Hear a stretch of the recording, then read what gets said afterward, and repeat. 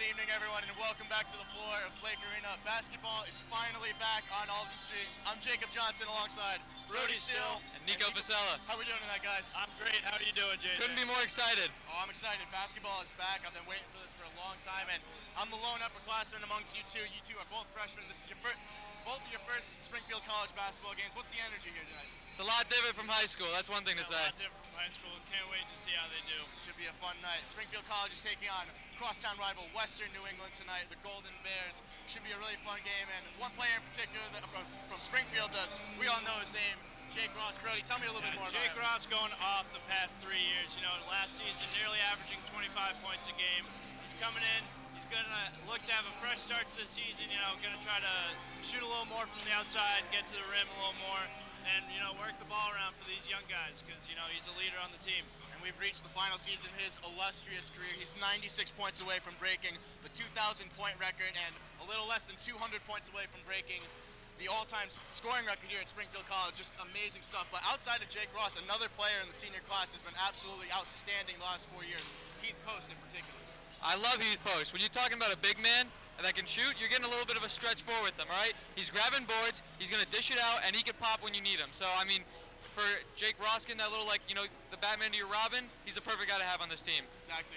It might be it might look like the Jake Ross show sometimes, but Heath Post is always making contributions to the team. And speaking of contributions, particularly from big men, there's a lot of new faces on the team this year, particularly junior Harper Niven, who's been going to school here the last 2 years but hasn't played basketball until this year. Tell me a little bit more about Harper. Yeah, he's going to be a good, solid rebounder for this team. You know, rebounding something that this team hasn't really been lacking, but, you know, could always use more of. So he's going to be a guy that he's going to come off the bench probably and get some good boards for them offensively and defensively. Harper is also a member of our major, communications and sports journalism. So shout out to Harper. And speaking of new represent. And speaking of new faces on the team, lots of freshmen this year. I count 5 freshmen on the roster. Nico, in particular, which freshmen do you think are going to make a contribution this year? I really like Sam Dion. I think that if he can get his shot down, like, he might not be getting a lot of minutes, but if he gets that time and his shot starts going down, he's going to be a big offensive help to this team. And guys, tonight, crosstown rivalry game. Energy should be high. What's your score predictions for the night? I'm predicting that Springfield comes out with the victory. You know, we are, 33-4 all time. Insane record. Yeah, insane record against Western New England. I'm saying that Springfield's going to come out probably around mid-60s to high 50s. It's a statement game. I think Springfield's going to win this. I think it's going to be close, but like I said, we're home, hope opener. We got to show them who we are. We're projected to be 4th, and honestly, I can see this team going past that ranking. So this is the game to prove, hey, the birthplace of basketball has to hold down basketball. We are moments from tip-off here at Blake Arena. Before the game, Charlie Brock will be receiving a sportsmanship award, and we will see you back here at halftime. See you then.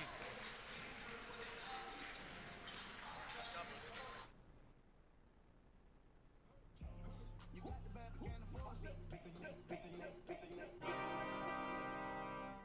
good, T-Minus?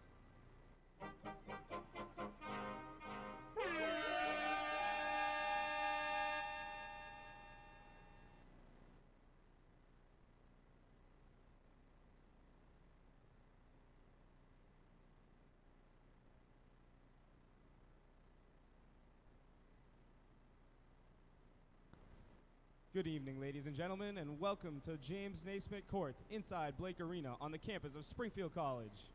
This evening, the Pride tips off the season against Western New England. Prior to tonight's game, we would like to take a moment for a special presentation from the College Basketball Officials Association. Please direct your attention to mid-court, where the executive director of the association, Tom O'Connor, and the coordinator of New England College basketball officiating, Larry Lass, are presenting the Springfield College head coach, Charlie Brock, with the Sam Snowfield.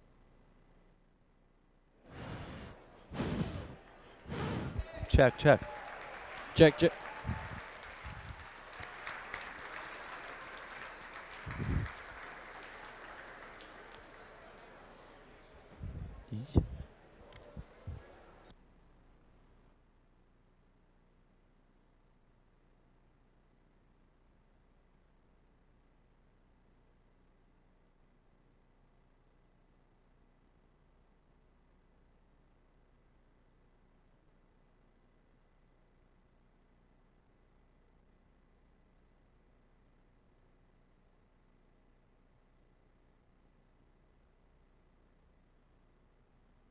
participants and officials in a positive manner. Profanity, derogatory comments, or other intimidating actions directed at officials, student athletes, coaches, or team representatives will not be tolerated and are grounds for removal from the site of competition. Also, consumption or possession of alcoholic beverages is prohibited. Ladies and gentlemen, at this time, please rise and remove your hats for our national anthem. Performing the anthem today is Taylor Jackson, a senior on the Springfield College women's gymnastics team.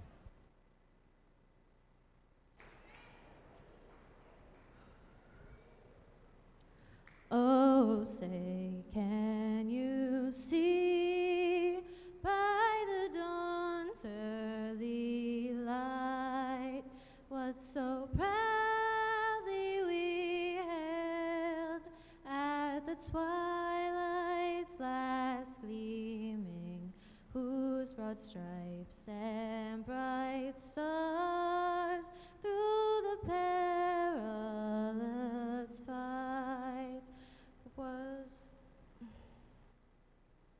o'er the ramparts we watched were so gallantly streaming, and the rockets' red glare, the bombs bursting in air, gave proof through the night that our flag was still there. Oh, say does that star-spangled banner yet wave o'er the land of the free and the home of the brave?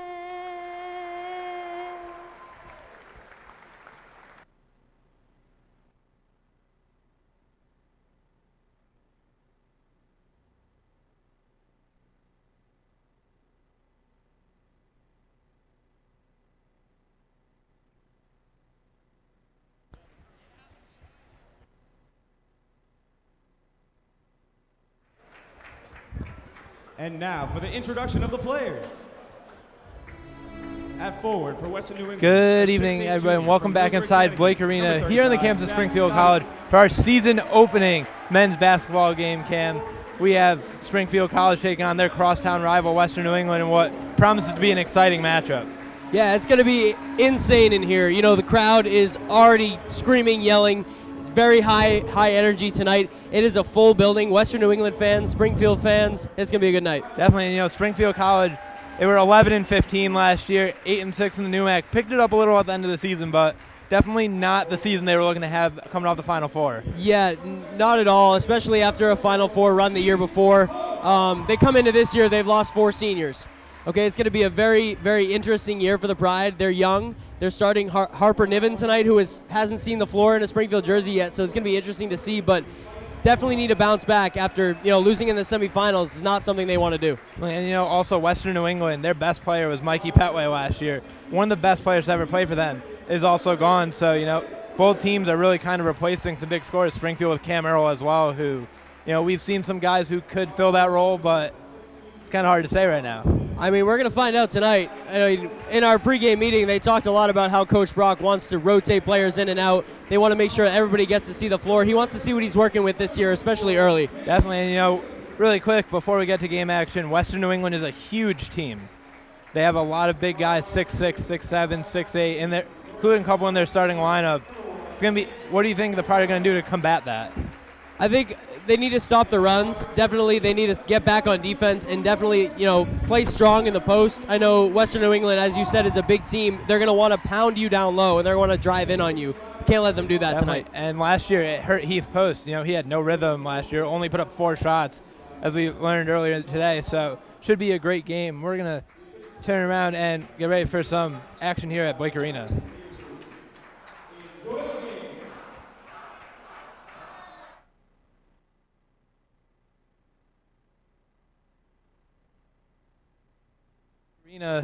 Cam, we're going to see the starting lineups for Springfield, going with a very veteran group.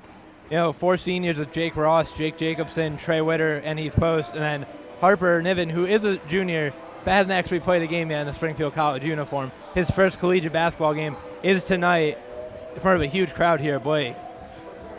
Yeah, Harper Niven, the junior out of Nashua, New Hampshire, big 6'6", 210, kind of resembles Heath Post a little bit, but we're going to be able to see what he does here. Definitely exciting. For Western New England, they're starting their lineup not necessarily that big, only with Zachary Tavishin, who's about 6'8". The rest of their guys 6'2", or Nick DeGennaro at 5'9", but they're a very quick team. They like to shoot the three, so should be interesting to see the way the Pride are going to kind of combat that. Yeah, 100%. I mean, it's going to be an electric atmosphere in here tonight. We're going to have a lot of fun. Definitely, it's great to see the building have a solid crowd on both sides. And, we're welcoming everybody, Springfield College, Western New England fans tuning in. I mean, should be a great night. Welcome to the birthplace. The VC getting set to tip off. Heath Post and Tavishin in the center circle as we get set to tip off for basketball here at Blake Arena. Tavishin wins the tip. Back to DeGennaro, who looks like he'll be running the point with Witter guarding him. Ball swung around to McGuire. McGuire, deadly three-point shooter for them, as well as Sikorsky. Sikorsky trying to drive on Witter. Sikorsky layups up, and it's good. Just beat Trey, got him to turn around. We're going to see Jacobson bring it up for the Pride. Jacobson gets to Ross in the corner. Ross being guarded tightly by Riley. Ross being swallowed up. Good defense by the Bears as Jake Jacobson with a little floater up, no good, front rim. DeGennaro pulls down the board.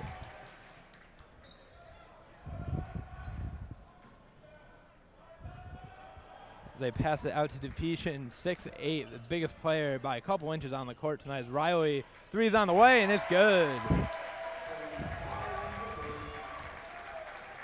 It's a quick 5-0 start for the Bears.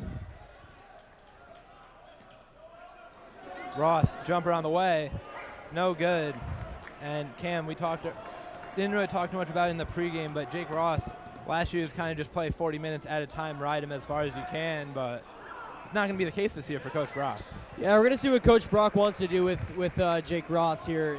Definitely, as we said in the pregame meeting, they're not going to want Ross playing 40 minutes a game, and they want to, like I said, be able to get everybody in, see what they're working with for sure. That was shot by Sikorsky, no good, as Pride still a minute and a half in. Still yet to score on the season as Witter with it on the wing. Gets it over to Post at the top of the key. Post is again bottled up.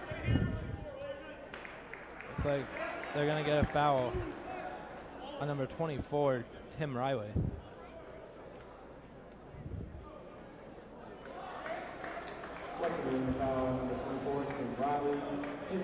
As Witter will inbound the ball. And kind of interesting to see Witter and Jacobson. They're definitely two senior leaders for this Pride team, but didn't really know if they were going to get the start tonight. Yeah, we thought Trey Witter was going to be the first guy off the bench tonight, but I guess Coach Brock wanted to roll him in the starting five, and we're going to see if it pays off. Haven't really been able to get anything going yet, but it is early. As Post with it at top. Now Jacobson over to Niven. Niven gets it to Witter in the corner. Three's on the way.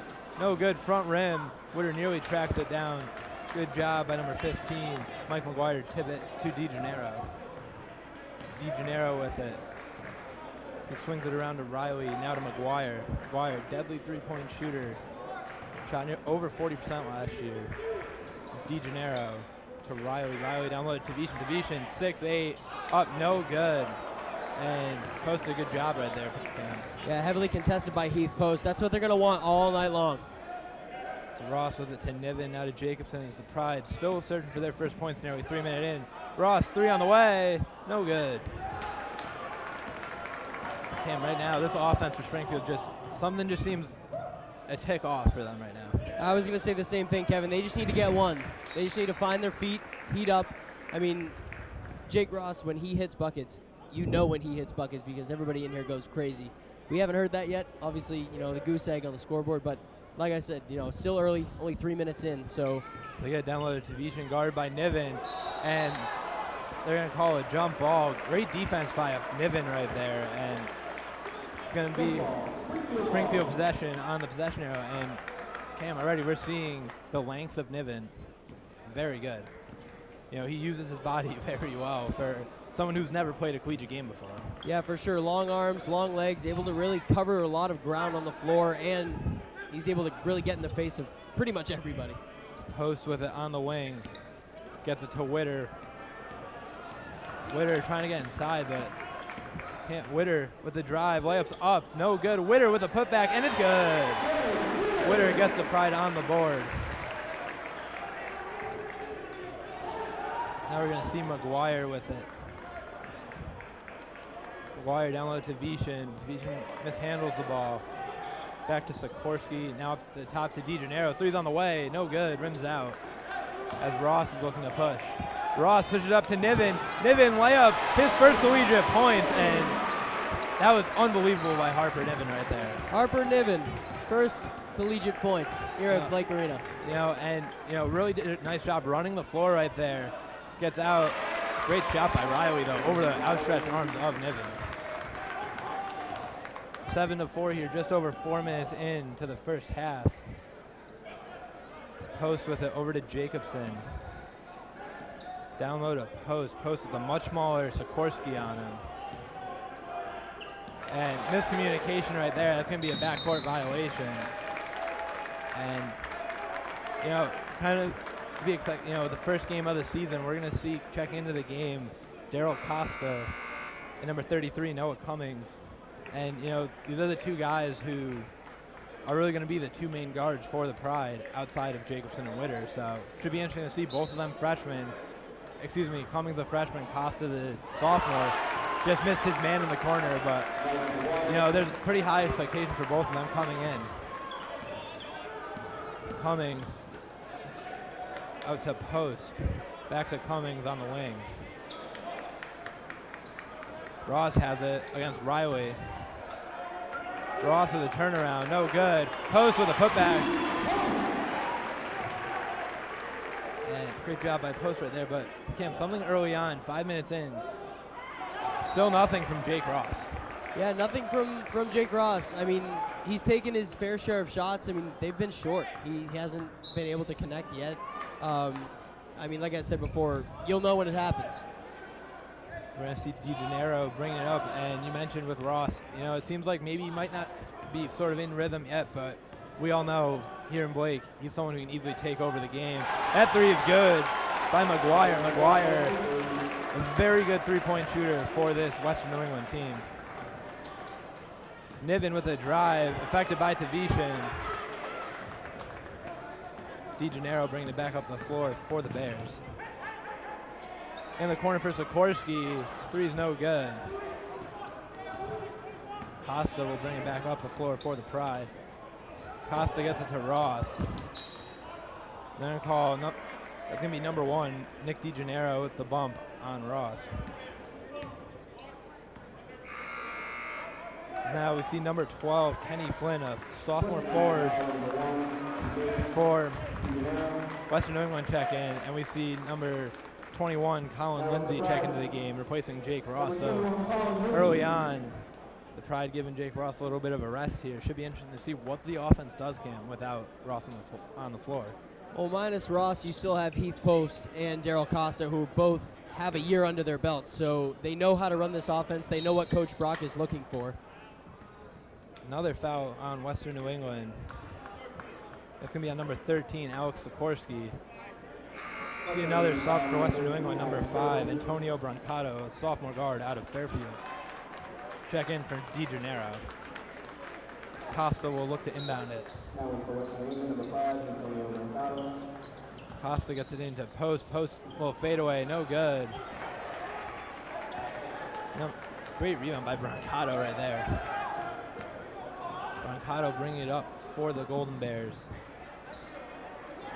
He swings it over to Sikorsky. Sikorsky looking to get it down low. Costa with some great defense as he looks to push. Niven with a drive, layups up, no good. And 13-6 here, well under 6 minutes in, and it's been pretty sloppy, Cam, to say the least. Yeah, not what you expected to see from Springfield coming out of the gate. I mean, sloppy shooting, bad choices and shots. I mean, everything, like I said before, everything's been short.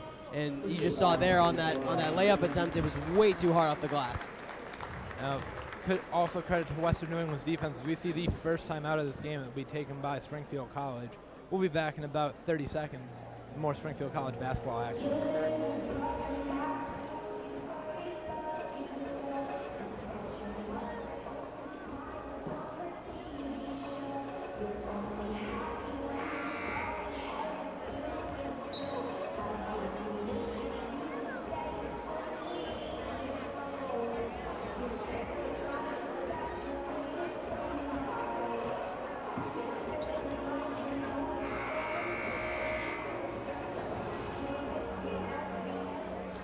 Welcome back inside Blake Arena.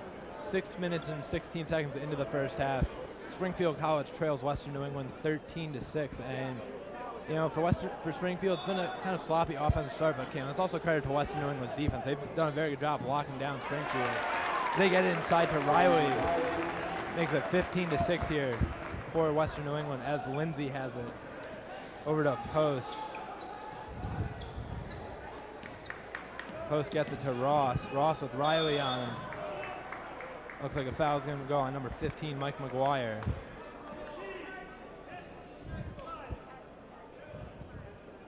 And what you're going to see here, you're going to see Western New England's defense. You're going to see them doing everything that they can to keep Jake Ross from getting points on the board. You know, Riley, who just got taken out, he did a really nice job on Jake, you know, being like very physical with him without fouling, and you know, that's what teams are going to have to do if they want to shut him down. As Lindsay has it out to Costa. Costa with the drive, layups up, and it's good.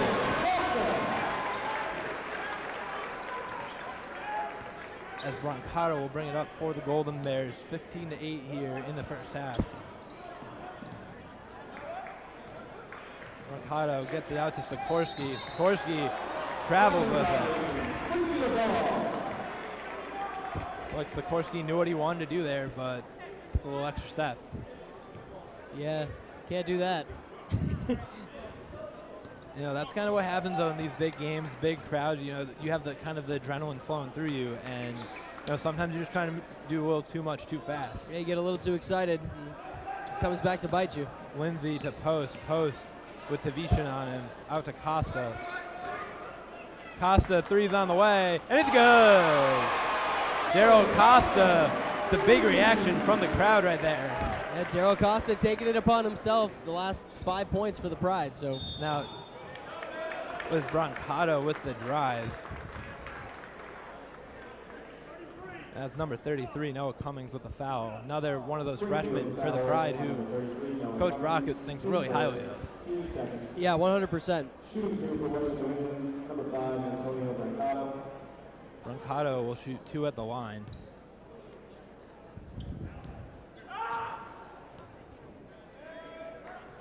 First shot's up, back rim.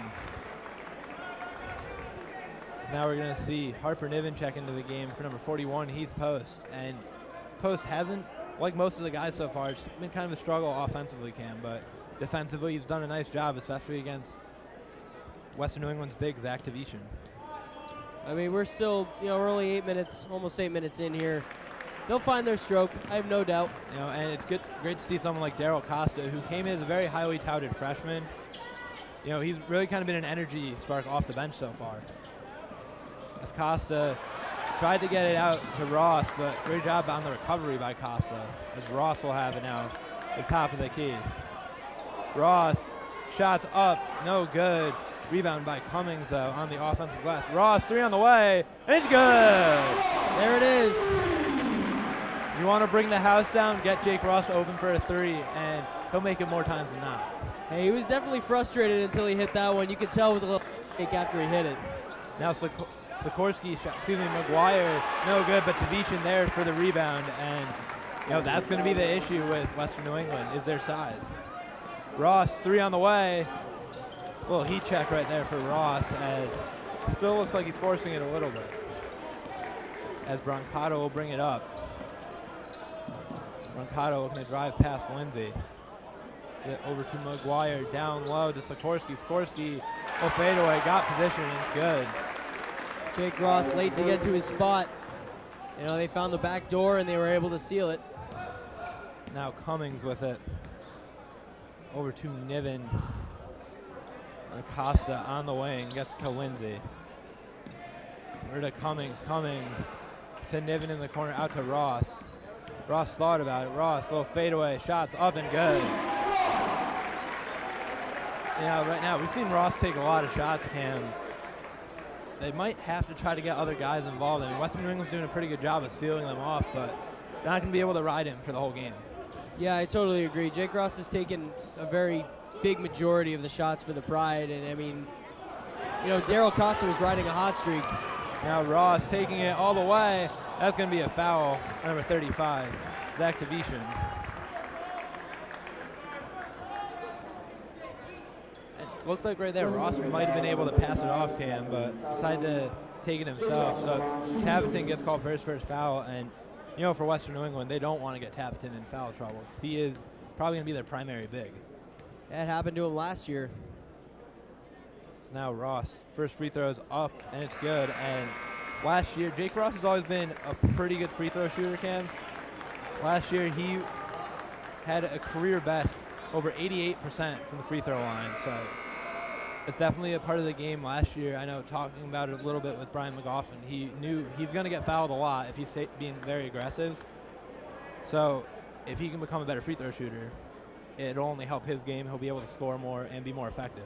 Yeah, totally. I mean, free throws are vital to any team, any game. I mean, it could come down to a free throw in the end. So Ross, 2 for 2 from the line, cuts it to a 2-point lead, just under halfway through this first half. And the last few minutes, we've seen both teams kind of settle in a little bit. And looks like we could have a very, very fun night here at Blake Arena if this continues. That was Brancato, tried to drive, great defense by Niven at the rim. To Brom, three's on the way, rim's out, and that looked like it was half day down by Robert Baum, a freshman out of West Springfield, another first year for the Pride who's gonna probably see a good amount of minutes. Great backdoor cut by number 15, Mike McGuire, who got away from Costa, and you know, that's just one of those things where a little miscommunication, not getting to the spot, and too easy. Ross with it out to post, three's on the way, and it's good. There's your first bucket for Heath Post, so here we go. 22-21, and I mean, started off a little slow, but we're seeing kind of the big guns for the Pride start to come out a little bit now. But that's into the corner to Riley, three's on the way, and he answers.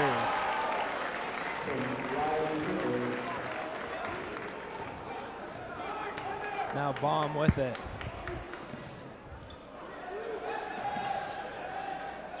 Baum gets it out to post.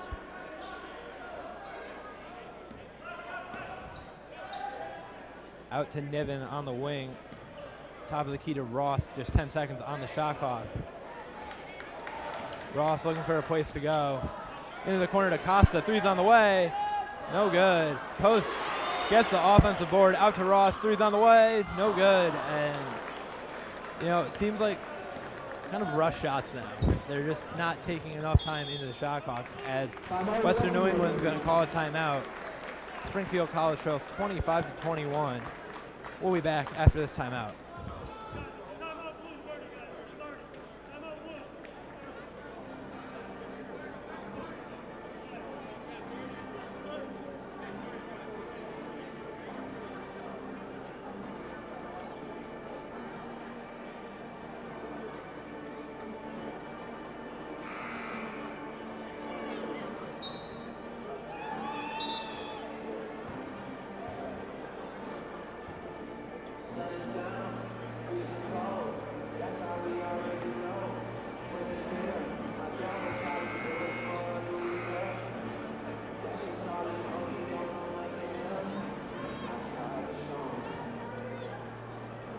Welcome back inside Blake Arena. 8 on the clock in the first half.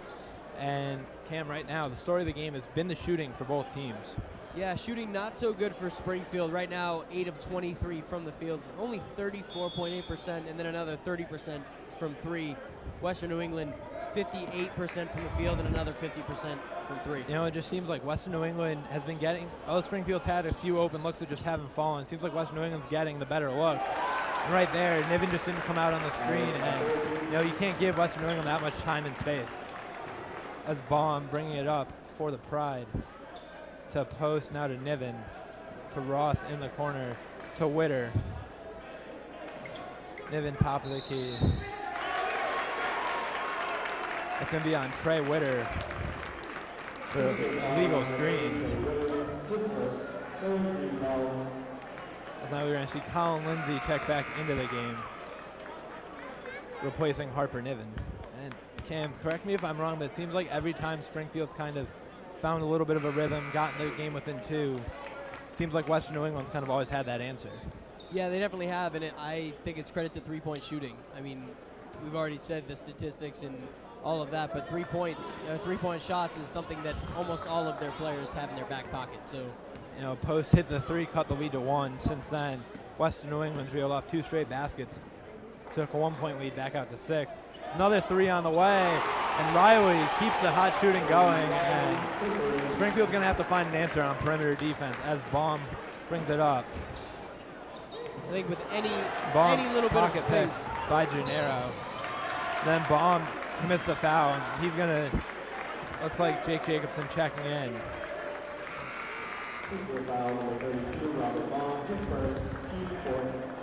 As we see Jacobson back into the game.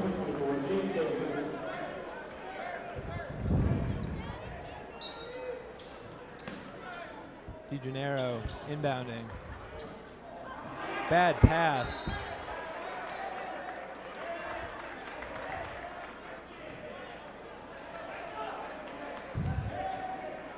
As Lindsay will inbound it after a bad pass by Western New England. Something we haven't really seen too much of from them. They've been pretty crisp on offense. But, you know, Springfield, this could be their chance to try to itch back into this game because there's no 9-point shots in basketball. Yeah, for sure. I mean, Western New England has played really clean so far. Springfield, few turnovers here and there, bad fouls, but Witter with the drive, layups up. They're gonna call a charge on Trey Witter. And Witter gets called for the charge right there. Appeared that the Western New England defender was in the half circle. He did have position, but you know, it all depends on the ref's interpretation of the half circle.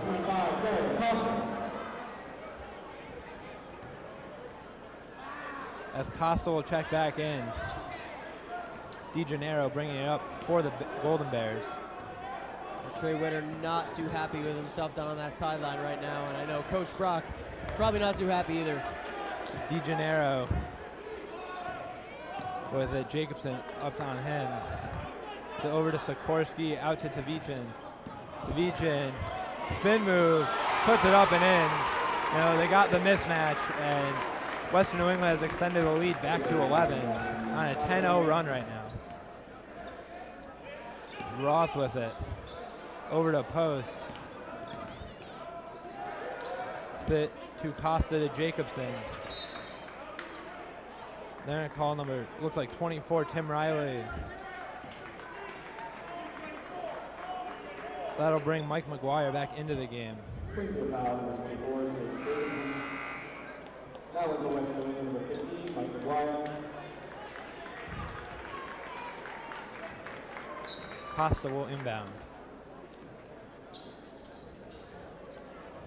Costa into Jacobson. Out to Post. Post. Little fall away. Keith Post just made it look easy. Caught the D sleeping and got it easy too. You know, right there, it looked like he was trying to avoid taking the charge because it looked like Western New England defender had a pretty good position, but you know, Post makes those tough shots look pretty easy. Yeah, he does. It's DeGennaro with it being guarded by Costa, gets to McGuire.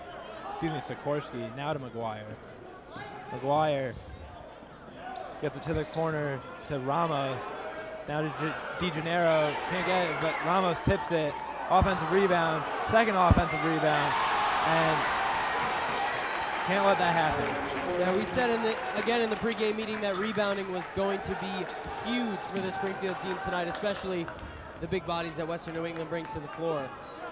You know, that's really the first time we've seen Springfield just unable to get that offensive board. as Post with the drive, kicks it to Lindsay in the corner, three's on the way, and it's good.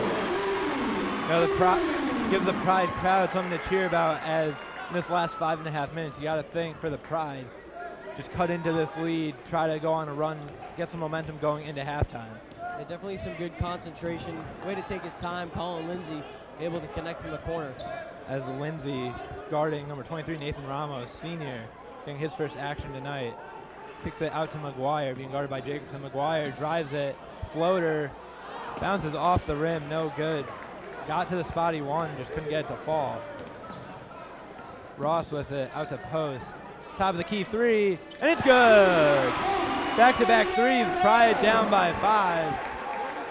Springfield crowd's starting to get back into it a little bit now, Cam. Mike McGuire gave Heath Post a little too much space there. Heath Post, a very versatile player, as we know, as watching him over the last few years. It's going to be a full timeout by head coach Colin Tabb in his 5th season at Western New England. We'll take it too, and we'll be back in about a minute and a half with more first half action.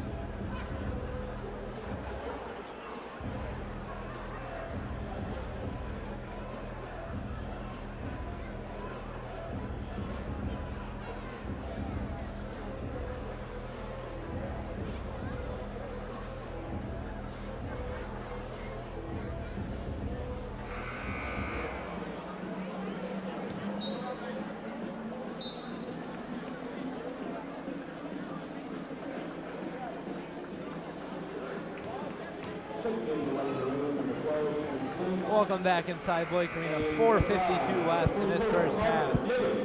And Springfield only trailing by 5, 34-29, a lead that was 11 for Western New England just about a minute ago. But Cam, this is what we've seen so much of in this first half. Every time Springfield cuts the lead, Western New England is able to extend it back out. What is Springfield going to have to do to try to keep the pressure up and not let them extend their lead back out? I think they just need to play a lot tighter, and they need to be better on their rotations too. A lot of the time, and a lot of the buckets have come from missed rotations and just not being in the right spot. DeGennaro gets in, beat Costa, and once again we see it. Gerald Costa bit on the shot fake, and he paid for it. As Cummings and Niven checked in at the last break. Colin Lindsay with an out to the corner to Niven. Ross down low, gets position. Ross, too strong down low, gets the layup to go. You get Ross in that position, more often than not, there's not too many guys that are going to stop him there, Ken. I was going to say, that's the bread and butter for Jake Ross, too strong. DeGennaro kicks it out to Sikorsky. Sikorsky looking to drive. Layups up, no good. Ross says, thank you very much for that from Ramos. Up to Costa, quick pass to Lindsay. Lindsay got bumped. And the foul's going to be on the floor. Honestly, might not have been the worst thing if they hadn't called that foul, because Lindsay would have got the layup, but he will go to the line to shoot a 1-and-1. With that being the 17 fouls, we see Jacobson check in for Costa and Cam. One thing I've noticed so far with Jacobson and Costa, Jacobson definitely probably the better defender, more physical on the defensive end without fouling. As for Costa, obviously, we've seen his offensive game, but should be interesting to see how they're going to manage those minutes, because you take one out, you lose something, but you take the other one out, you're also losing something. So how do they kind of balance that? Right? Yeah, exactly. It's going to be very interesting to see how Coach Brock wants to balance that. I mean, I guess only time will tell. We'll figure it out. You know, only in the first game of the season, as we see Flynn backing down. That's going to be a foul on the floor on number 44, Harper Niven. With a knee. I don't know if I've ever seen that called in a basketball game, Cam. No kneeing is a thing in hockey, but It's called kneeing. Wow. As we're going to see Post check in for Harper Niven. And Niven, you know, still his first game, still got room to grow, but, you know, he's done a pretty good job kind of being physical, using those long arms, freakishly athletic. Yeah, I definitely like what I've seen out of Harper Niven, especially on the defensive end. I know a lot of points have been scored on him, but he's still physical. He still has his hands up. He's still in the face of anybody with the ball. Someone with that body, he's going to grow into it. He's going to learn. It's just a matter of this is a whole new speed for him. I mean, this is his first collegiate game as the runner is no good by number 5, Brancato. Great defense by the freshman, Noah Cummings, as Ross looks to push. Ross kicks it to the corner to Jacobson. Ross, 3 on the way. No good. Post skies above the crowd for the rebound. Post gets fouled on the arm. And right there, we've seen that a couple times now. Post just out jumping everybody. I mean, we know he can jump out of the gym. So. Yeah, Heath Post, I mean, I heard it when he was coming down. He was calling for the ball from Jake Ross, who ended up giving it to Johnson, who passed it back to Jake. Obviously now we're here. So it all worked out for Heath. He's at the line, chance for 2. Post rattles in the first free throws. Now we're going to see Colin Lindsay check out. And Lindsay, another guy, just a sophomore, literally from right next door in East Longmeadow, who Coach Brock really thinks can be a key contributor for this team. But his offensive game is still kind of developing, but defensively, he's grown strides since last year. As Post's second free throw is good, the Pride have cut it to 3 with just 3 minutes left, 36-33. DeGennaro will bring it up on Costa. As Ross with the steal. Ross still puts it in. I thought he got hit on the arm. I thought they were going to call an and-1 there. Jake wants it too, but Ross showing his strength right there. He's able to finish. Here Ross, it comes again. Here we go. The crowd's anticipating it. Ross, layup, no good. Great defense getting back by number 12. Definitely got pushed on that one. Sorry to cut you off, Kev, but 3's on the way, and it's good. Stops the momentum by Brancato, and every time the Pride get the momentum, they find a way to lose it again, but definitely. Ross was still hanging his head a little bit from not getting a foul call and left Ross, the guy open. 3, and it's good. Ross says right back at you to Brancato. Hits the 3. Pride trail by 1 with 2 minutes left. And Cam, we've got a great basketball game brewing here in Blake tonight. First game of the season, nothing better. As I said before, Kevin, welcome to the birthplace.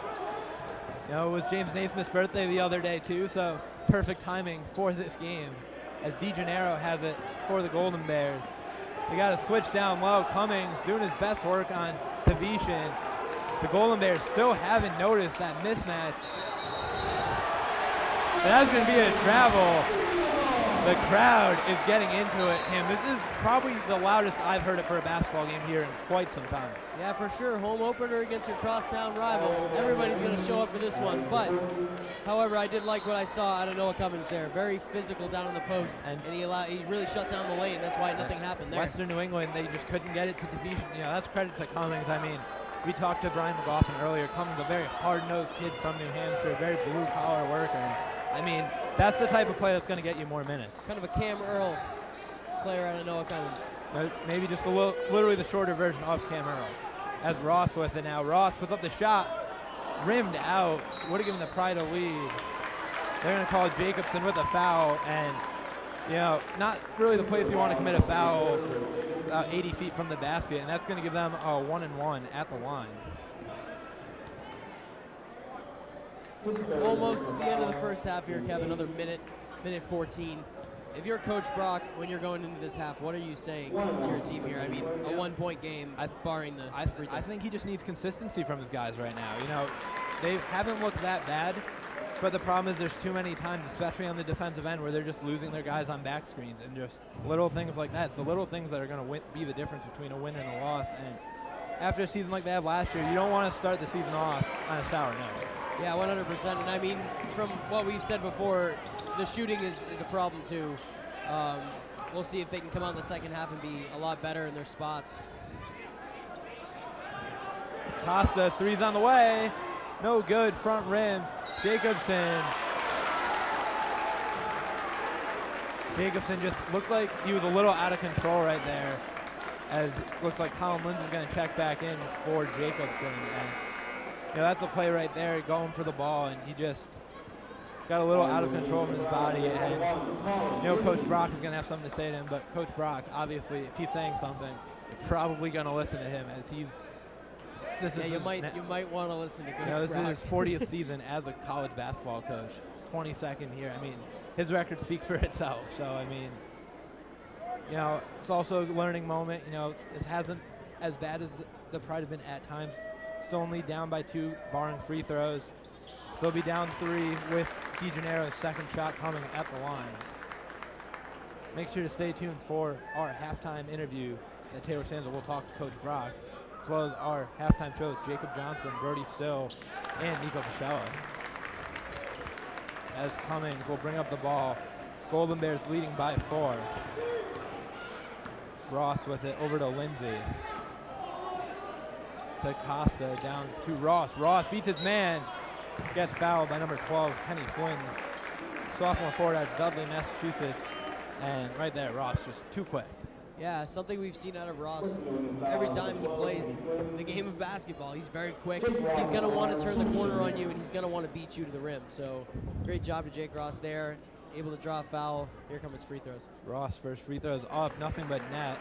And now it's 12 points for Ross on the game, but someone who needs to be noted right now.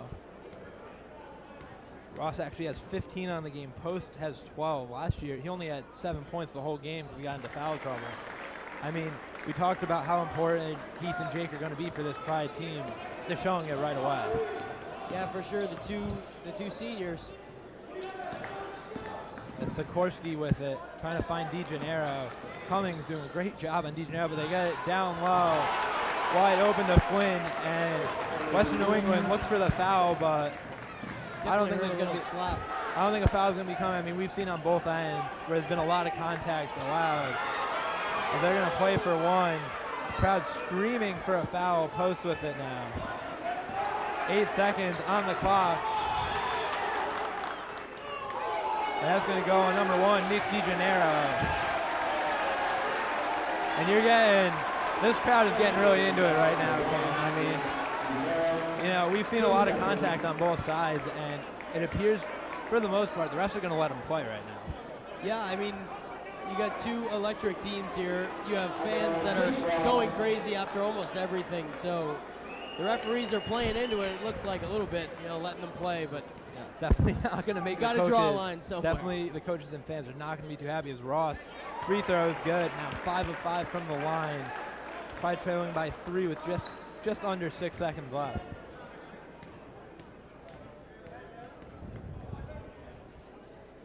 Ross, second free throw, gets it to fall. Pride would love a great defensive possession as DeGennaro is going to rush it up the court. Sets the screen by Tavishan. McGuire, layups up, no good. And Cam, what a half of basketball that was. I'm tired. I need halftime right now. Yeah, I definitely need a sip of water and maybe a little bit of a breath. But good thing Taylor Sanzo will have our halftime interview, our halftime show. We're in for a great second half of basketball. So Springfield College Western New England leading 44-42. Taylor Sanzo coming up with head coach of men's basketball, Charlie Brock, in his 22nd season. Taylor, down to you.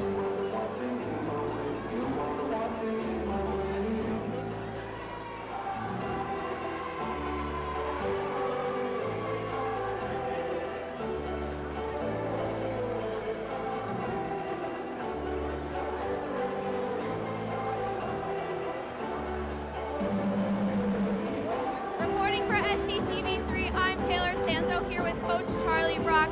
Coach, you guys have been pretty back and forth this whole game. You guys are neck and neck. What do you want to see the Pride do better to pull out a win this game? I just think we weren't fluid offensively, and we got to be a little bit more active. Defensively, we got to have a little more confidence in going out and guarding against shooters, and believe that somebody's going to pick up. If they do it to drive, we can cover up for each other. So a little more confidence, a little more activity. All right, well, thank you so much. That is all the time we have. We're going to send it over to the halftime show.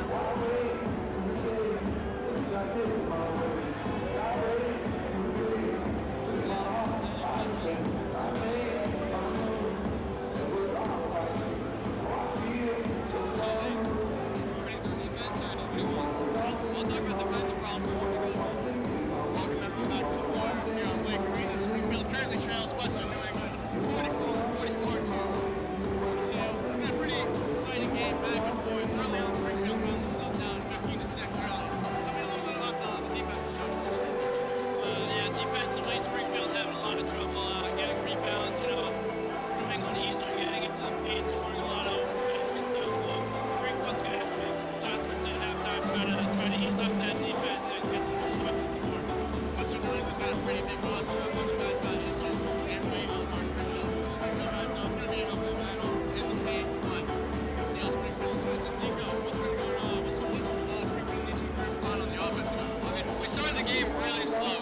lot of open shots, and then we struggled to move the ball around. But I think as time went on, we started gaining momentum, we started hitting our shots. So if they can carry that momentum that they ended off in the half, they can win this game easily. Something I've noticed a lot in the first half, boys, is there's not a lot of offensive motion. It's been a lot of players like Jake Ross and Heath Post trying to create their own shots. What do you think about the offensive motion plan? A lot of the offense running through Jake Ross right now. You know, he's early on, he missed a lot of shots, but late in the first half, he started to get down his rhythm, you know, started making open shots, got to the free throw line a bunch, you know, which would definitely help the Pride in the long run try to win this game. Jake Ross in particular started off a little cold from the field. He was 1 for 7 at one point, but at halftime he's got 18 points. He was finding a rhythm, especially at the end of the half there when he got fouled on that dunk, which I thought should have been an and one personally, but you know, he's been putting in work. He's got a few steals. He has his hands all over this game. Just took a little bit of time to warm up, but we're seeing Jake Ross and what he really is. And Heath Post has also been contributing. He's got 12 points, a bunch of boards, and a bunch of huge buckets when Springfield really needed it there. They really needed a momentum pusher. Seniors are leading by example. As a coach, that's nothing more you can ask for. We'll see how Springfield adjusts in the second half. We will be back at the postgame.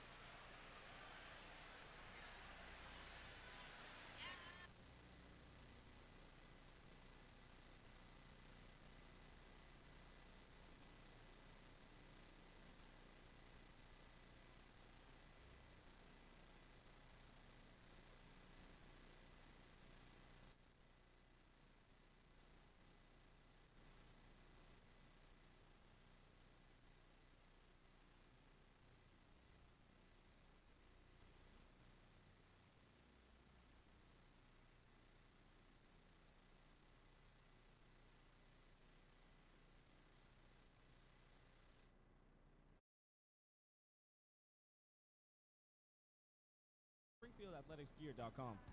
There, you will find a wide selection of apparel, gifts, and accessories with a different sale featured every month. A portion of the proceeds benefits Springfield College Athletics. Log on to SpringfieldAthleticsGear.com today to place your order. Fans, please be sure to follow Springfield College Athletics on social media. You can find links to our Twitter, Instagram, Facebook, and YouTube pages at SpringfieldCollegePride.com. Here's a look at our events taking place the remainder of the week. Tomorrow, women's basketball takes on MCLA at 5 o'clock, and swimming and diving has a tri-meet with MIT and Trinity at 1. On Tuesday, we have our first doubleheader of the year as women's basketball takes on Western New England at 5:30, and men's basketball plays Keene State at 7:30. On Friday, swimming and diving plays Williams at 6 o'clock, and on Saturday, football has their senior day versus MIT at 12. The full list of events can always be found at SpringfieldCollegePride.com. Please show your pride by joining us at any or all of these events.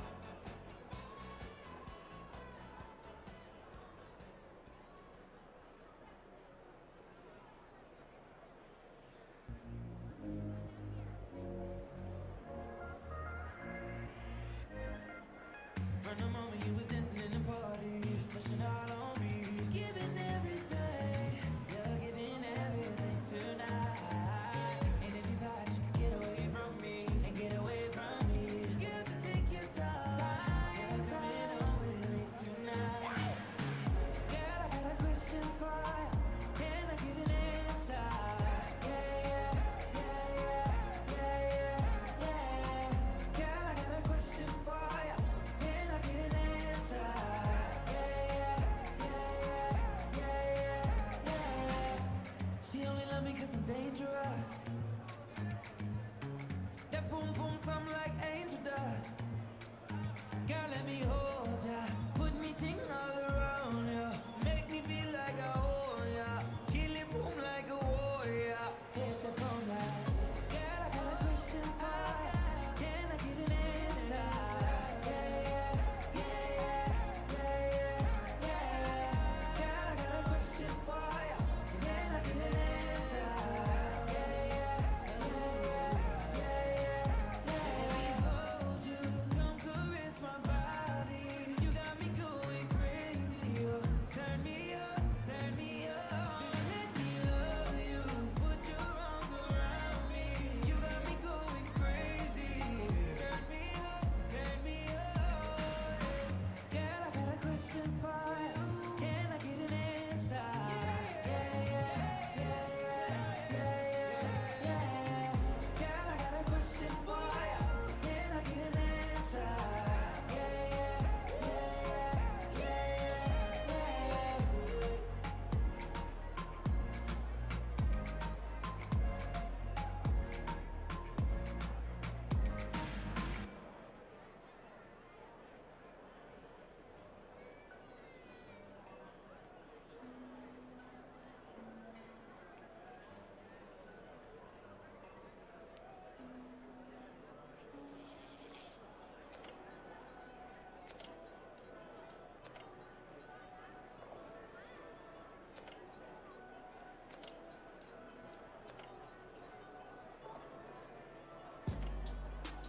I don't really care if you cry. I don't really should've never lied. Should've saw the way she looked me in my eyes. She said, baby, I am not afraid to die. Push me to the edge. All my friends are dead.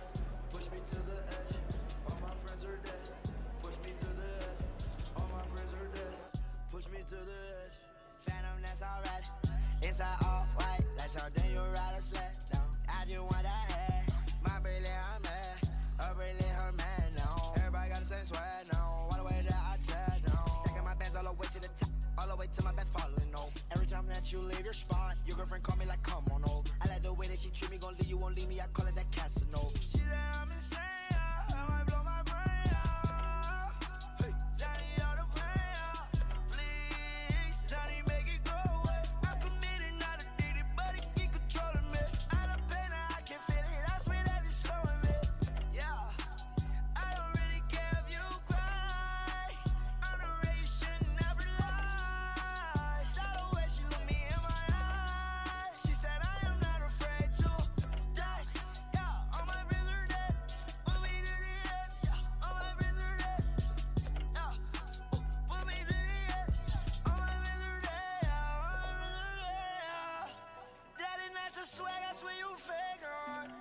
Y'all ain't even wanna take my kid on. Red on, I just start red on. Yeah, mess on, look, test on. Fast car, nice car, press on. In the car, they got no ones that we won't beg on. Clothes from overseas, got them racks and they all see. No, to you it's not a cheat. Oh, looking at your stacking, look your money, it all green though. I was counting that it's all 20s, that's a G, bro. She said, you're the worst, you're the worst. I cannot die bigger, this my universe. I don't really care if you cry. I don't really should've never lied. Should've saw the way she looked me in my eyes. She said, baby, I am not afraid to die. Push me to the edge. All my friends are dead. Push me to the edge. All my friends are dead. Push me to the edge. All my friends are dead. Push me to the edge.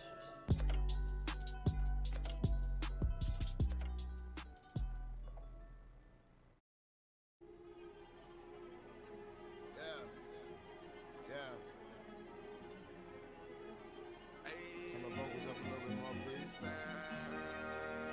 Yeah. Yeah. A little bit more. Yeah. I'm on it. I'm on it.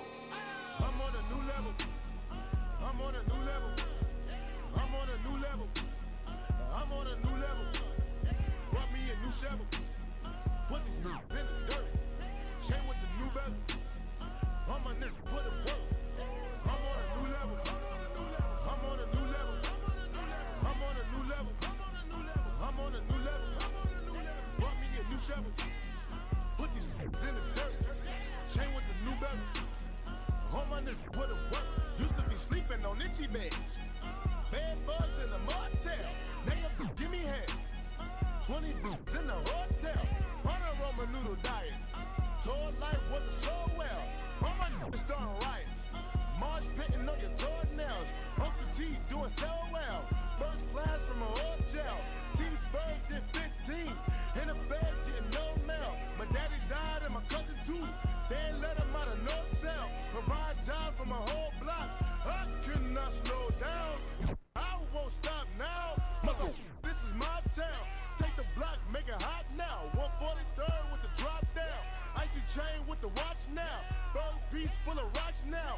Nigga quit when they watch now. Leveling up to the top now. I'm on a new level. I'm on a new level. I'm on a new level.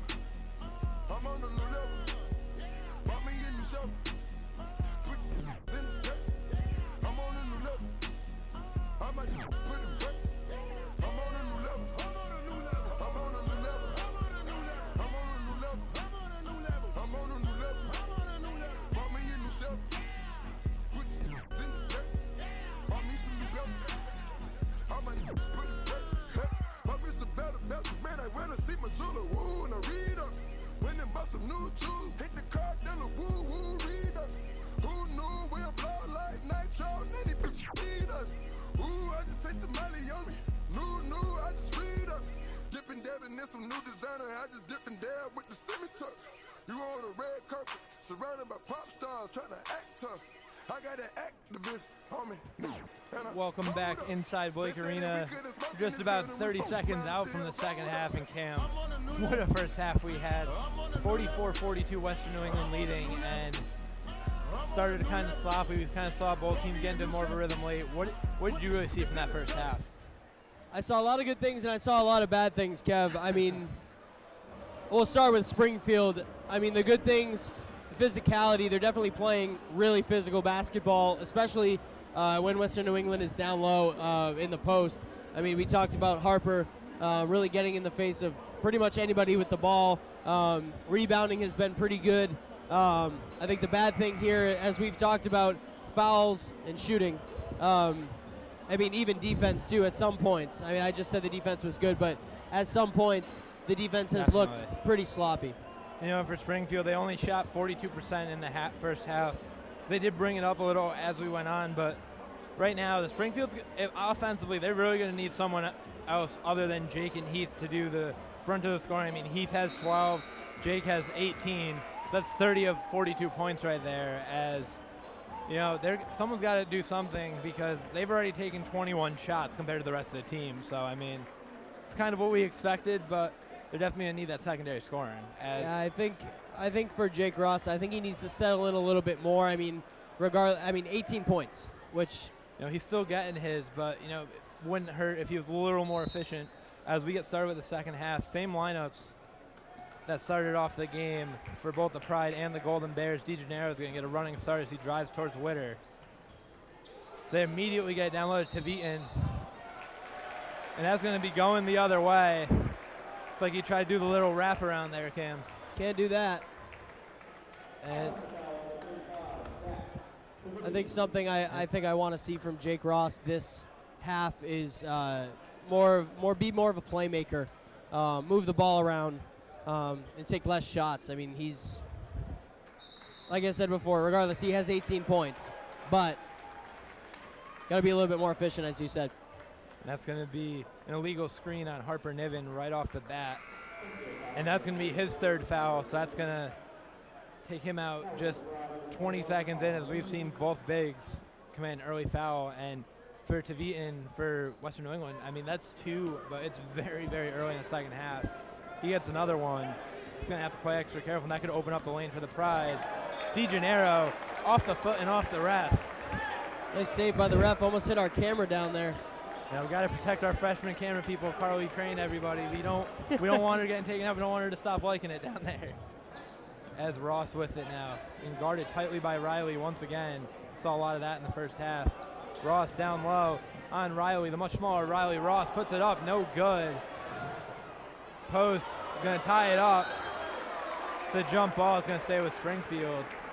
Yeah, Jake Ross with a good up fake, tried to switch to his left hand and just couldn't finish.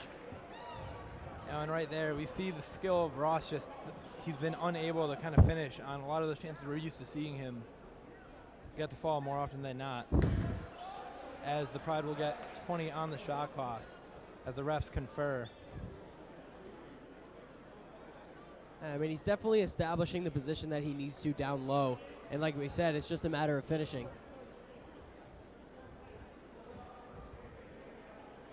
As it will be Jacobson now to inbound the ball, and the Pride will get a fresh 30 on the shot clock. Jacobson lost it into Witter.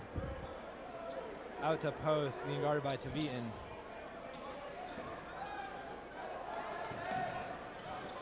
Ross with it. Swings it to Jacobson in the corner. Three's on the way. It's good! What a find by Jake Ross. And when Ross is getting defended so tightly, it's going to open up other guys. And it happened a lot down the stretch last year where other guys started to score a little more.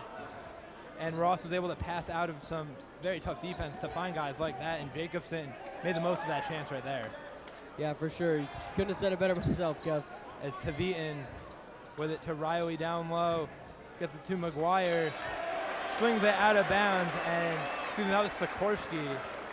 And, you know, Sikorsky and McGuire both have 8 points, but it doesn't feel like they've done as much as we maybe thought they would offensively. It's been Tim Riley, number 24, who's been probably their most consistent source so far.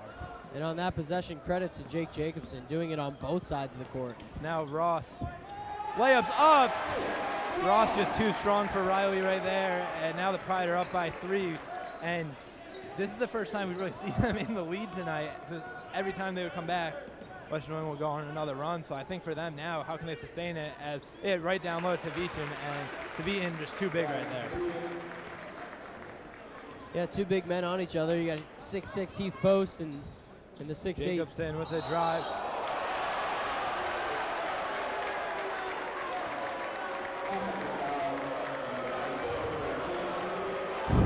And the crowd's letting them know right now.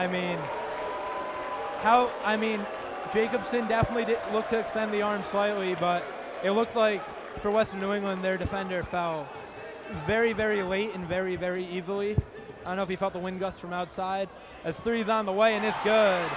And Sikorsky comes right back with a three, and now a foul called on DeGennaro, and this crowd is getting into it now. Same thing we saw in the first half, back and forth, back and forth. So we're going to see number 33, Noah Cummings, and number 5, Antonio Brancato, really the two guards who are featured the most for both teams off the bench, are going to come back into the game. Cummings will bring it up for the Pride. He hands it off to Lindsay, now to Ross. Witter looking to drive, gets to Cummings, to Lindsay. Lindsay with the travel, and looked a little unsure right there. Yeah, I wasn't sure what he wanted to do with it. He was going to go for a shot fake, and then he saw a pass, but he had already stopped his dribble, so he allowed his feet to kind of carry with him as he went to hesitate for a pass. So now Western New England, three's on the way by Sikorsky, rims out, and that would have been a huge shot. They've already made the last two baskets after being down by 3 to start. Now Ross kicks it back to Post. Post shots up, and it's good.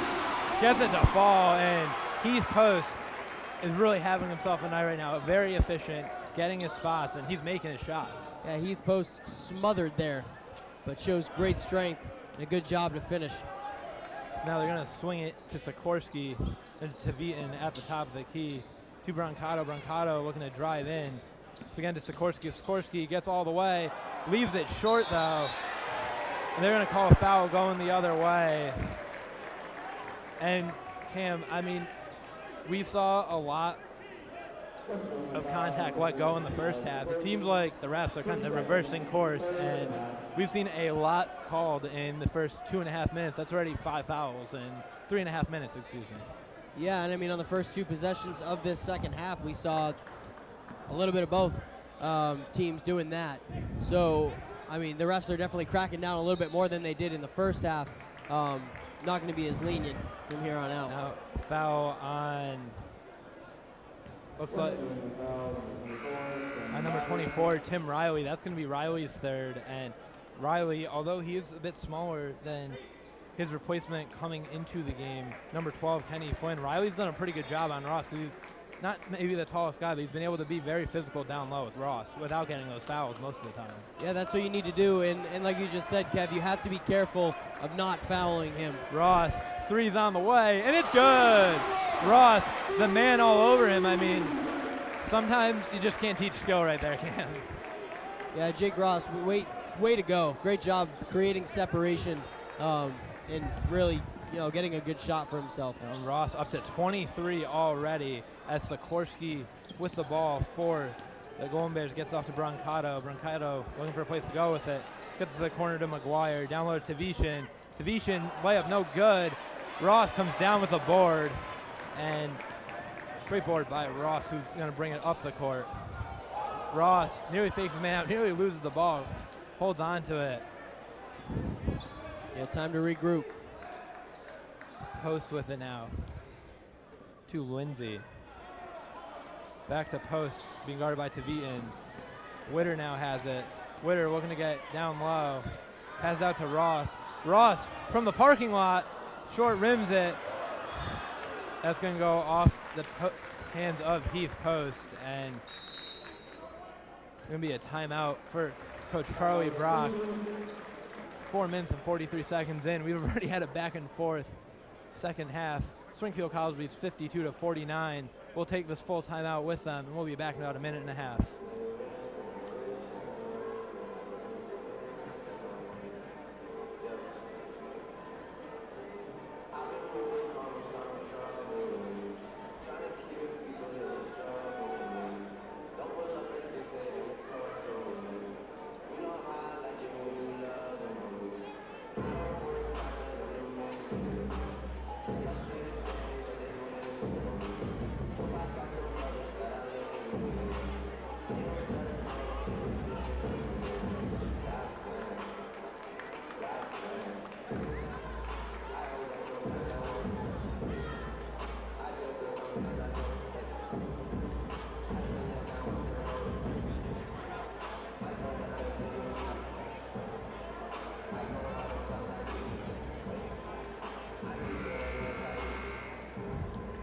Welcome back inside Blake Arena after Springfield timeout. Springfield College leading 52-49 in the second half. We've already seen the score. Back and forth, both teams in the lead, Cam. I mean, this first 25 minutes of the game so far is any indication of what we have left. Buckle up your seatbelts. It's going to be a wild ride to the end. Yeah, and I mean, coming into this in the second half, we've had at least 3 or 4 lead changes already. They lose McGuire on the cut, and once again, just happening too much for the Pride right now. Yeah, you just get caught in a rotation and you can't get to your spot. That's what happens. Now Cummings, pass nearly tipped. Witter, 3 on the way, and it's good. That's what Trey Witter is going to want to do to you. And he's going to want to get an open 3 no matter what. Very fitting name for him. Trey Witter, be someone we know can absolutely knock him down with the best of them, as Brancato brings it back up for the Golden Bears. Brancato trying to work around the screen. Ross gets out on him, nearly banked it, but Flynn flies in for the rebound. As they're going to try to post up Flynn, but they get it to Sikorsky, now to Flynn instead. Download to Vian. Huge mismatch. Not much Cummings could do right there. Yeah, Cummings battling down on the post there. He tried to switch spots with him, ended up in front, and the pass was able to get behind him. I mean, Tavitan right there. I mean, there's not much Cummings can do right there. Nearly 7 to 8 inches in size difference right there. There's going to be a foul somewhere. Looks like it's going to be on number 12, Kenny Flynn, and you can definitely tell Western New England coach voicing his displeasure. And for the first time for Springfield, we have a new sub in, number 50, Peniotis Kapanatis, in for his first action.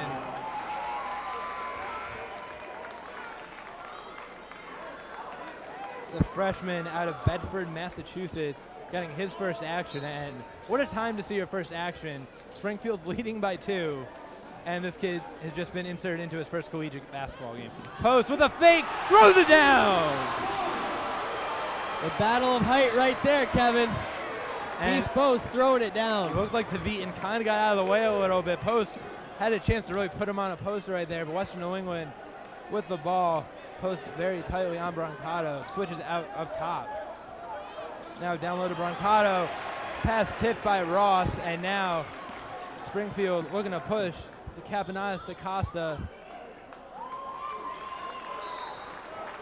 And it looked like Costa was out of bounds right there in the corner. And, you know, I was at the scrimmage last Saturday when they faced Brandeis, and that was one of the things that I really noticed. It seems like Daryl Costa at times doesn't always know where he is on the floor. You know, he'll have a wide open three, but his back heel's on the end line. You know, for him, it's just about knowing where he's at all times. Yeah, you really have to be cognizant of that kind of stuff because, I mean, when you're riding a lead like this, a 4-point lead, which is the biggest lead that Springfield's had so far, you want to make sure that you're getting every single opportunity that you can to score. You don't want to be handing the ball over like that.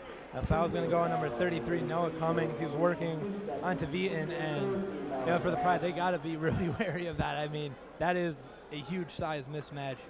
Noah Cummings listed at 6'1", about $165. Tavitan about 6'8", goes about 220. So I mean, yeah, they even got the switch on Heath Post, and still too strong. And Tavitan, I mean, he still has that big size. So I mean, he's definitely someone who can be used as Ross. Fadeaway jumper, no good. Post skies in for the rebound to Capanadas.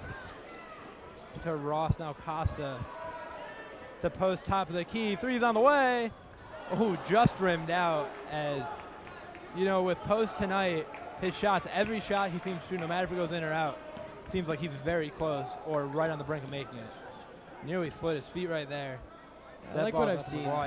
Definitely like what I've seen out of Heath Post. I mean, he's taking really good shots. I mean, that's only his, second or third three-point attempt of the game, and he's already hit one. So, yep, definitely. As they get it out to DeGennaro. Three's on the way. No good front rim, and Tavitan able to tip it. And once again, we see Tavitan using his size right there. As Cummings, it's out on Sikorsky, and he makes the shot.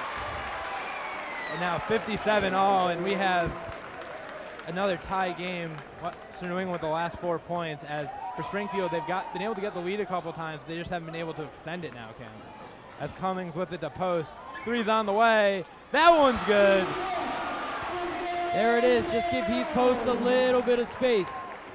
And Post is probably a 3-point lead. And I mean, this game has shown no signs of slowing down right now. As DeGennaro with it. Three's on the way. Back rim, no good. That's tipped in by Tavitan, and that was a good job by Tavitan. Looked like he got the inside position on Post. Yeah, absolutely. As Ross will have it now. Ross trying to take it all the way. He gets fouled by number 32, Cole Iber, senior guard, who really hasn't seen too much time either. We see both Capanadas and Iber in right now. Two guys on the opposite end of the classier spectrum. Both guys, they're in some pretty big spot right now. Yeah, for sure. I mean, this is the spot that Coach Brock wants to put them in and see if they can handle it, you know? Now Ross, his first free throw is on the way, and it's good. As we're going to see Cummings check out, we're going to see Robert Baum back in. And for the Golden Bears, we're going to see number 24, Tim Riley, back into the game. And number 4, Colin Garrow, first-year forward out of Ellington, Connecticut. So both coaches really going deep into their benches now in a pretty big spot. As Ross' second free throw is up. He's a perfect 8 for 8 from the line. And Colin Lindsay into the game. Very interesting lineup right now. He's with Capanadas, Baum, Lindsay, Post, and Costa out. Gotta expect the break for Ross won't be too long in the second half. Yeah, for sure. And I mean, Western New England's got Riley back on the court, so beware of the three here. And Riley takes it all the way, right at Capanadas. Riley, you know, he's only 6'2", but he's definitely a pretty built guy. You can definitely get in that inside position. He's almost kind of built like a middle linebacker. Riley's first free throw is on the way. Nothing but net. Cuts the Pride lead to 2.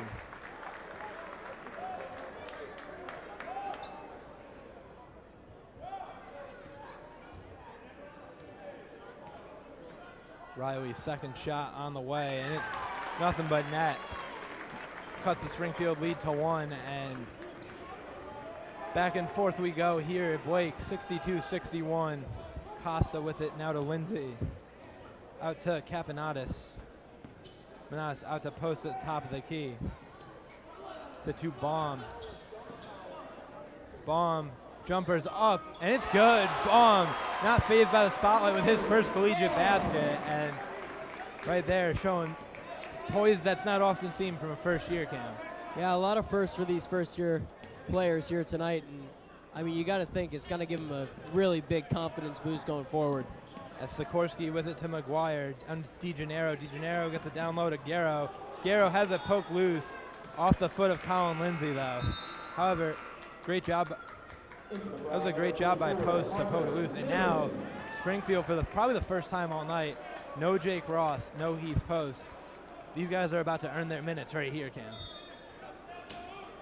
Yeah, arguably, you know, your most experienced guy on the floor right now, Daryl Costa. So, yeah, Costa and Lindsay as the two sophomores, and even Niven as a junior hasn't played that much. As the three's on the way, very, very, very long, and the crowd is going to let him know about it.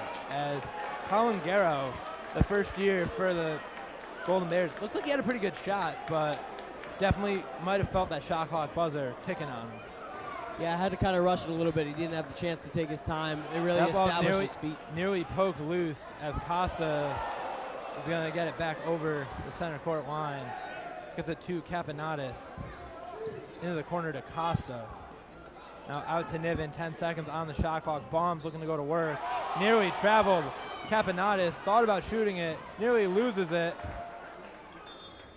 That's going to go out of bounds. And it looked like Capinatis just wasn't sure of what he wanted to do with the ball.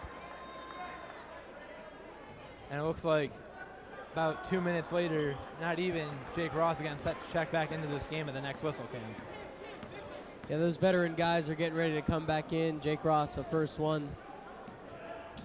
They get out to the top of the key now, around to McGuire, to DeGennaro. DeGennaro gets it to Sikorsky. Sikorsky being guarded tightly by Lindsay. And Capinatis got back down, but then Riley missed it, and Capinatis muscled up for the board. As for all that's been called as a foul, interesting to not see that called as a foul, as Costa with it over to Niven.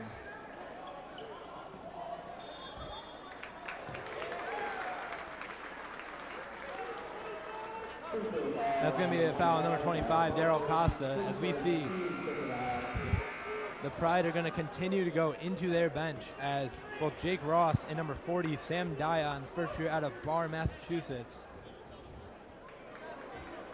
And they check in for Capinatis and Costa. And, you know, Sam Dion, someone we talked about, is definitely going to be not necessarily blocked at the guard position, but there is a lot of talented guards. But Sam Dion, someone who they believe has the potential to be a Cam Errol type defender and shooter. Yeah, for sure. I mean, we're going to see it here. You got a big test as he loses him right there. And right off the bat, they go right to number 15, Mike McGuire, and now down to a 1-point game as Baum, with a Baum, takes it all the way, beats DeGennaro off the bounce, and Baum does a nice job finding his way to the hoop, 66-63.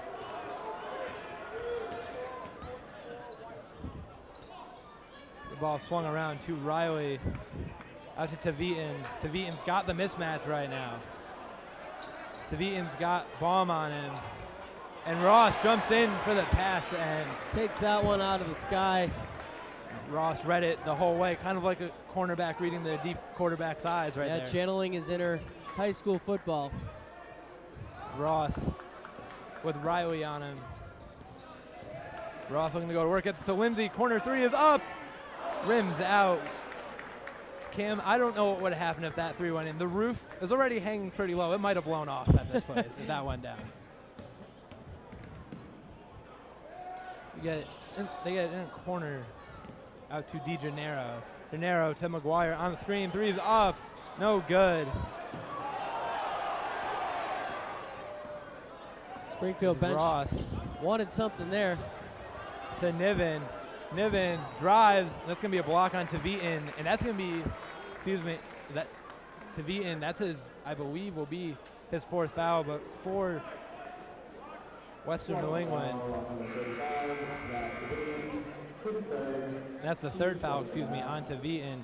Niven literally taking it right to the basket with reckless abandon right there. Yeah, good job by Harper. Really, very aggressive take, very strong take, able to draw a foul. So, for Niven, though, you got to be a little careful. He does have 3 fouls. You definitely don't want him being that out of control and getting called for a 4th. Yeah, especially as to where, as we've said, the refs are kind of cracking down a little bit on the play here. So you don't want to put Harper in foul trouble. It takes away one of your bigs. So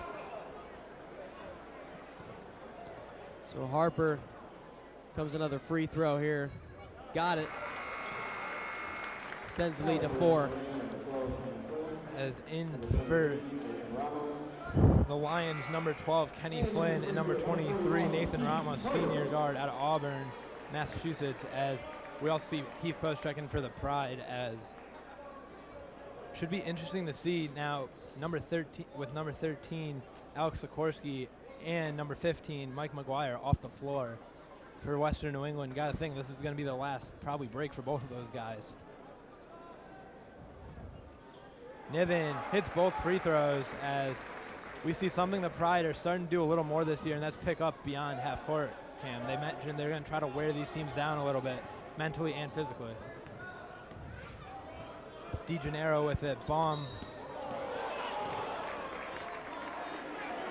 And Baum gets called for the foul.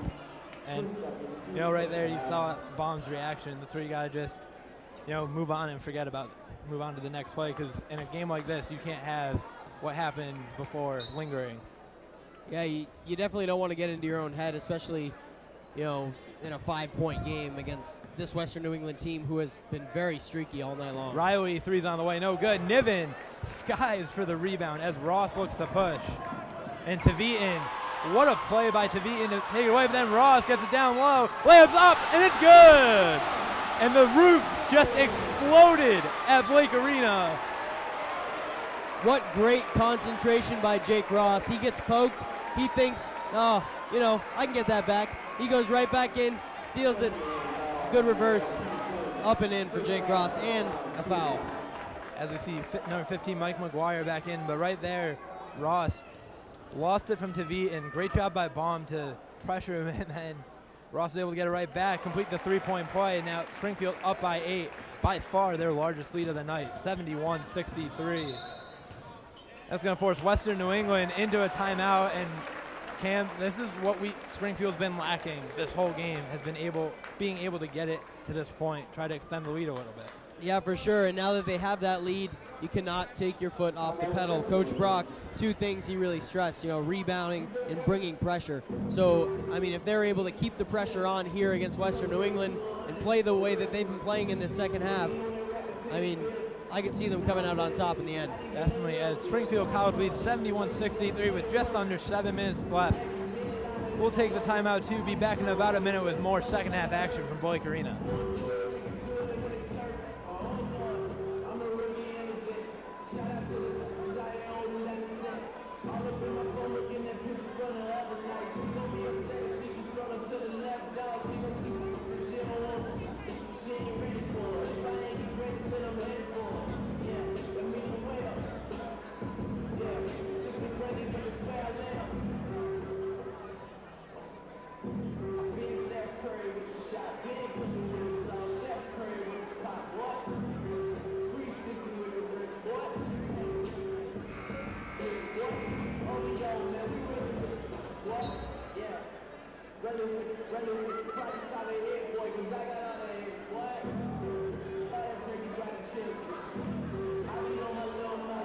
Welcome back inside Blake Arena. 6:57 left on the clock. Cam Smith, I'm Kevin Saxe, and Cam.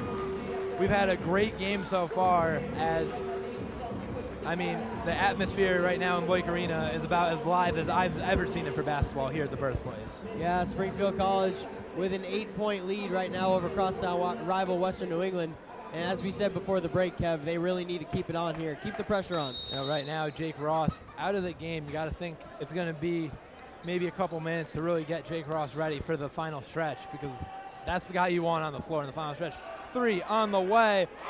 Out of the timeout, Nathan Ramos, the senior, with his first basket of the game, cuts the lead to 4, and right there, I mean, this Western New England team cuts the lead to 5. This Western New England team obviously not going to go away quietly. I mean, they've been a game team all night long.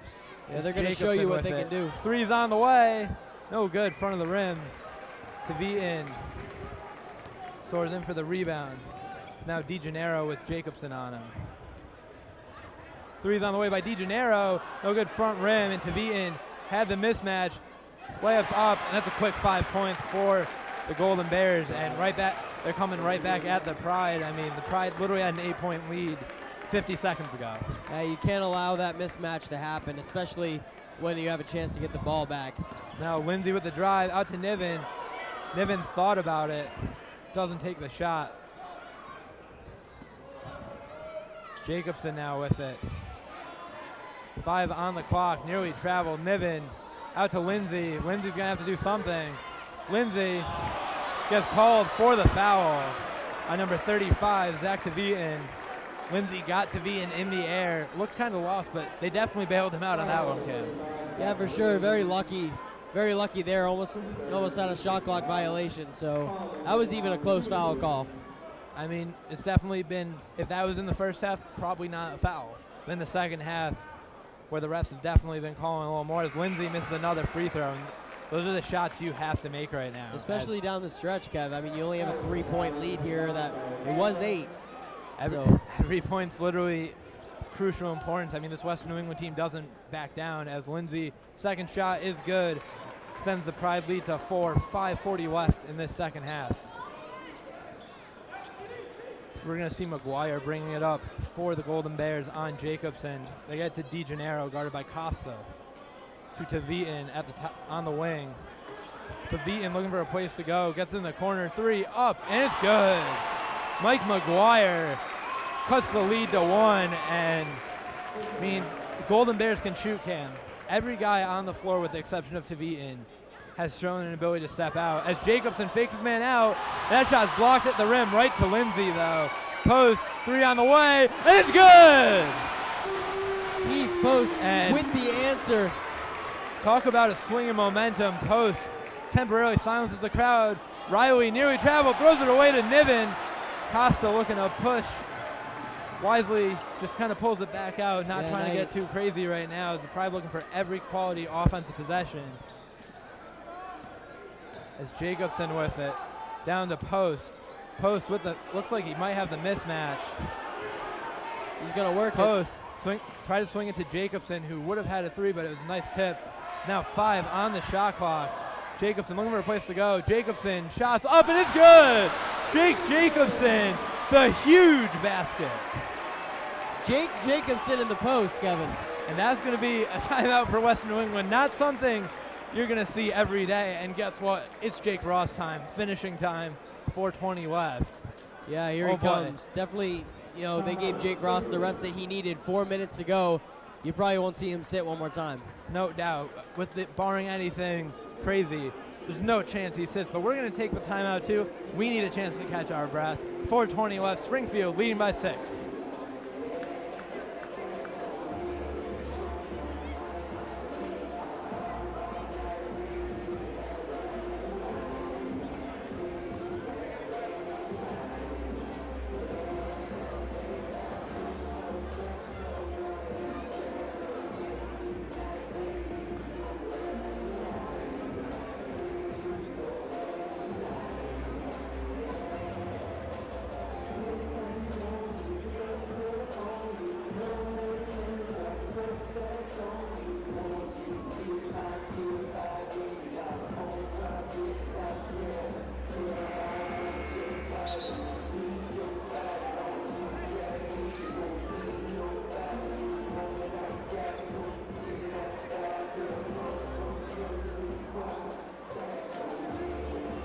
Welcome back inside Blake Arena. Springfield College leading 77-71. 4:20 left in the second half as Jake Ross is back into the game, and really to the surprise of no one, he took a 2-minute break, and Springfield was actually able to extend the lead out to 6. And, you know, guys are making shots when they need to for the Pride, and that's really going to be a key down the stretch. is defensively, don't lose your man, and offensively, make shots. Yeah, 100%. I mean, the shooting has definitely improved from what we saw in the first half. Sling it to Sikorsky. Post all over him. Out. Riley, 3, and it's good. Tim Riley with 18 on the game, and once again, he seems to be the forgotten guy, but he's been every bit as important to their offense. It's Jacobson with it now to Ross. Tries to get it to Ross. Riley doing a good job. Post with it now, 15 on the shot clock. Out to Jacobson. Jacobson 3, and it's good! Jake Jacobson is making baskets right now for the Springfield College Pride. Yeah, Jake Jacobson saw a lane. You know, he saw a little bit of a space and an opening, and he fired away. Good choice. Riley with it, and Jacobson making some huge baskets. Tavitan, his 3 front rim, no good, and I don't think you want Tavitan taking those shots, especially with the size advantage. He's used it effectively tonight. You want him on the block. And especially with the other guys you have on the court, Kev. I mean, those guys can all shoot. They've shown it tonight. I mean, guys, DeGennaro, McGuire, Sikorsky, Riley, they've all shown the ability to get out. Tavitan's probably the one guy you don't want shooting threes right now. You want him down low on the block. Ross with it. Hands off to Post. Post barreled into, and that's going to be a foul on Tavitan. And that might be 5 on Tavitan. It's either 4 or 5 on Tavitan. That's 5 on Tavitan. That's his 5th. Tavitan will take a seat, and that's huge for the Pride right now. As with Post, he has that kind of release where the leg slightly kicks out, and you got to be careful because if you bump him, he's going to be in position to get hit every time. Yeah, for sure. And now Trevitan is in foul trouble here. Tavitan fouls out of the game, 14.7 boards, and can't underestimate the work that he did for them. He really battled all night long. Even if it wasn't getting the rebound, it was tipping it back to his own guy for the rebound. But they're going to have to do work without him now as Post hits the first free throw. Springfield College up by 7, just under 3 minutes left.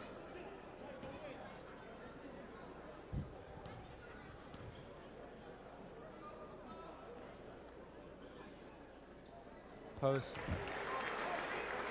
hits the second free throw. DeGennaro will bring up the ball. DeGennaro looking for a place to go. Gets it to number 12, Kenny Flynn, in place of Tavitan.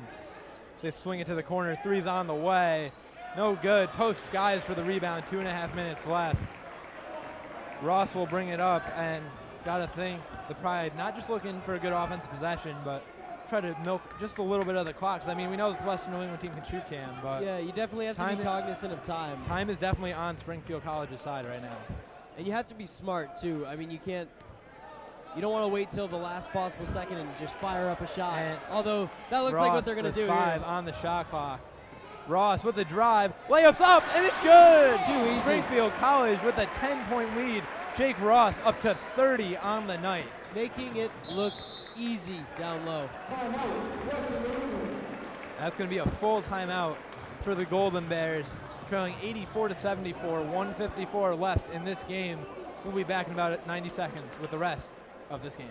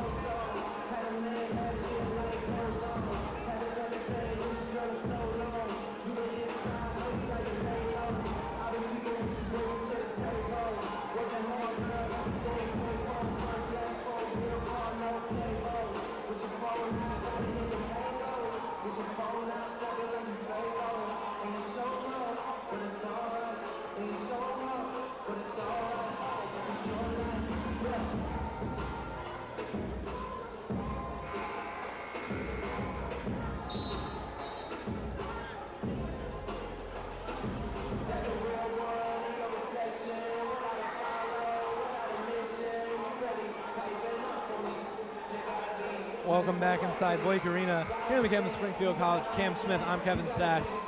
Springfield College leading 84-74 in Cam. One guy we really have to talk about really quick before we get back to game action. He's on the floor right now, number 24, Jake Jacobson.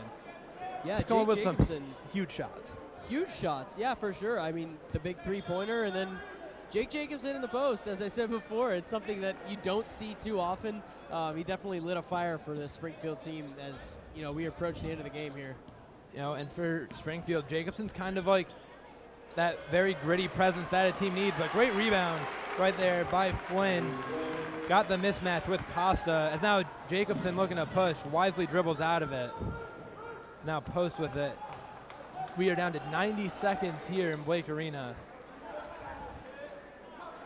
Post with Flynn on him, post coming up to defend, and that's going to be a foul on number 13, Sikorsky, as Jacobson will get 2 at the line as Western New England is in the double bonus.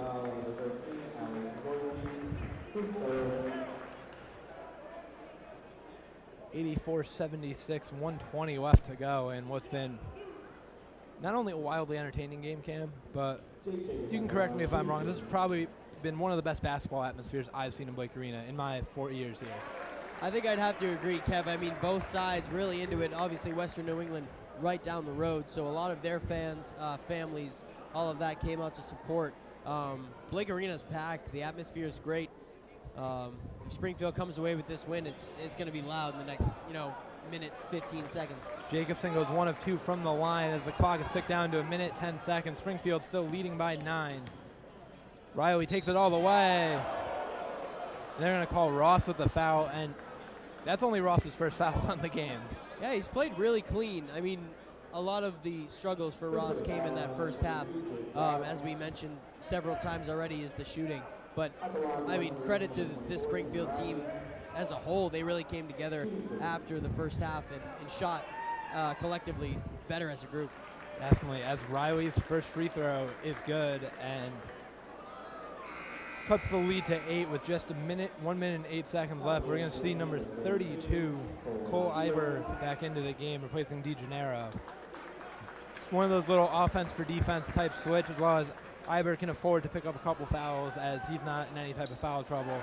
DeGennaro's the guy you want, could be a guy you want shooting the ball. So he's doing a good job kind of leading the offense. As Ross, they had the ball into Ross. Ross is fouled before they can get it down. Looks like number 15, Mike McGuire with a foul. Just his second foul. Jake Ross will go to the line for 2. Ross with 30 points, 5 rebounds, 5 assists on the night. And, he has a history of doing very well against Western New England, Cam, and he's really continued that tonight in what will be his final game against Western New England for his collegiate career. I mean, not only against Western New England, Jake Ross does a great job against Jake anybody Ross that does comes a great into job his against house, everyone, but historically good against Western New England, averaging over 30 points and 13 boards a game coming into tonight in his previous 3 matchups. I mean, his freshman year, that first game, that's when it was really the coming out party of Jake Ross, and everyone was all of a sudden looking around like, wait a minute, there's this kid, he's a freshman, and he's already lighting it up. Yeah, I remember the stories. My freshman year living on the same floor as Jake, we used to talk after the games in the common room. Throws it down by Sikorsky. Still a 7-point game, but Sikorsky showing some ups on that one. It's Ross. Ball's into Ross. That's going to be a block, number 12, Kenny Flynn. That'll be Flynn. Looks like that might be Flynn's 5th foul, too. Yes, it is. That's his good.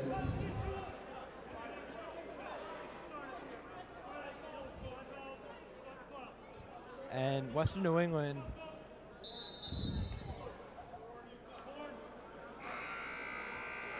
will be number 4, Colin Garrow, back into the game. Came in very briefly. Looked like Coach Brock was unhappy after the foul. No one called the timeout. Western New England having an impromptu powwow in front of their bench. I mean, Coach Brock visibly unhappy. You know how he can be, Cam. He's not someone who's going to pull many punches. He's going to tell it how it is, and whether people like it. Depends. He did get the sportsmanship award, though. I mean, he's definitely someone who, around these parts in New England and throughout college basketball, very well respected. Yeah, for sure. But there's still a game to be played. There's 52 seconds left here, and it's only an 8-point lead. We've seen it all night long, the lead changes, so anything can happen. Western New England shooters, we know that they have guys who can pop from literally anywhere on the court. As Ross, second free throw is up and good. 13 of 13 from the line for Ross gives him 33 on the night. Pride lead by 9 as DeGennaro bringing it up. DeGennaro being guarded by Cummins, now Costa. DeGennaro looking to drive it to the rim. DeGennaro dribbles through, 3 on the way by Riley, is good, up, no good, front rim. Cummings comes down with it. He's gonna get, they called the foul first. Noah Cummings will go to the line, looking for his first collegiate points. Hasn't scored tonight, but has done a really good job. Similar to Robert Baum, being very gritty on the defensive side, doing the little things that are gonna earn him minutes. Now 89-80, Pride leading by 9, just 34.6 seconds left. Cummings, first shot is up, and it's good. There it is. Now 90-80 in what's been, I would venture to say it's been a pretty frenetic game. I mean, the pace has been up and down. Pretty much anything's happened. I mean, we've seen a lot of back and forth all night. Yeah, I think what I like the most here is that Springfield was really able to figure out, especially early on, how they wanted to work their transitions for players. The layup is no good by Riley, and looks like head coach Colin Tabb is going to call off the troops. And for these last 10 seconds, we'll just let you hear the noise. It's a great way to bounce back after, you know, how last season went, 11-15 out in the semifinals of the New Mac tournament to Emerson, who ended up winning the whole thing. So and you see great job for Springfield College to rally around themselves, get this first win of the season. You see the mutual respect from Charlie Brock and head coach Colin Tabb from Western New England, two guys who are very good coaches, and Colin Tabb, his Western New England team is going to be a force of habit in the CCC this year. So, you know, great credit to them, but Cam, what a game we had at the birthplace tonight. I mean, yeah, it was awesome. I mean, great job by both sides. Western New England, really great job from 3. They have a lot of very deep weapons on that bench, especially in their starting lineups too. They shot really well all game. Western New England shot 10 of 24 from the field, and from the 3, and over 50% on the game. I mean, they were as game as an opponent as you can get, and everything. I mean, they battled right to the end, but in the end, the Pride were able to just create enough offense to get the job done. Jake Ross, Heath Post were great, but Jake Jacobson, unbelievable down the stretch, making plays on both ends of the floor. Yeah, I mean, Jake Jacobson finished with 9 points, but those were a crucial 9 points. They came late in the game when Springfield really needed it. Great job to him, and then on defense too. He showed that he can play. Last year we were a little bit skeptical of what he was going to bring to the table, but he's definitely come into his own. Definitely, Heath Post last year. Can we talk a little bit about Heath Post, who's going to be our player of the game, it appears. Only 7 points last year. I mean, he really never got it going against Western New England, got into very early foul trouble. Today, Heath Post had himself a game, so we're going to send it down to Taylor Sanzo with our player of the game, number 41, Heath Post.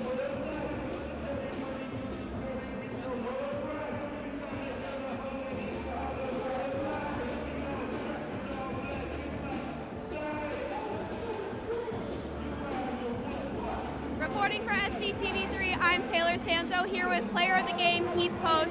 Heath, you guys were pretty much neck and neck the whole game. What changed in the second half for you guys to pull out a win? We just came out with a lot more energy, In the first half, we were kind of dead. We weren't playing great defense. Second half, we stepped it up a little bit. We got some stops, we got some baskets. And once we did that, it just was like a little momentum effect, and that's how we took care of business. Awesome. Okay, and lastly, it's your senior year, home opener. There's a big crowd from both teams. How did it feel stepping out on the court today? I love it. Springfield College fans are the best. To have a full gym tonight was amazing. We definitely fed off their energy, and we look forward to them coming back for more games this year. All right, awesome. Thank you so much. All right, that is all the time we have today. We're going to send it back over to post-game.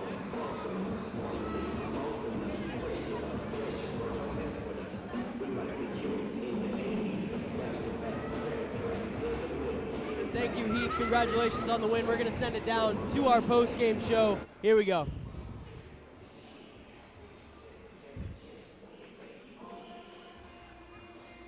Why?